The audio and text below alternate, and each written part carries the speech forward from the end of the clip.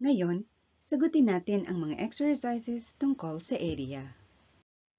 Bago natin sagutin ang mga exercises, pipasuhin natin ang tungkol sa area.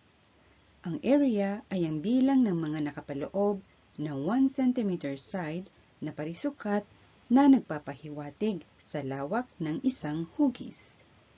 Gayon din, ang area ng 1 cm side na parisukat ay isinusulat ng ganito at binabasa ng 1 square centimeter. Ang unit ng area ay square centimeter. Sa hugis na nasa gawing kanan, may nakapaloob na 15 pirasong 1 cm side na parisukat. Kaya ang area nito ay 15 square centimeter.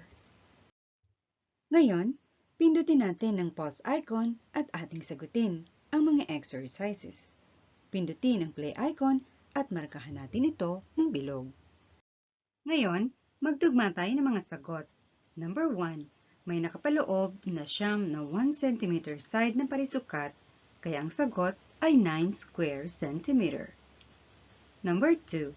May nakapaloob na 8 1 cm side na parisukat, kaya ang sagot ay 8 square centimeter. Number 3. May nakapaloob na 10 1 cm side na parisukat, kaya ang sagot ay 10 square centimeter. Number 4. May nakapaloob na 6 na 1 cm side na parisukat, kaya ang sagot ay 6 square centimeter. Tama ba ang inyong mga sagot sa 4 na katanungan? Ito ang katapusan ng ating pag-aaral sa araw na ito.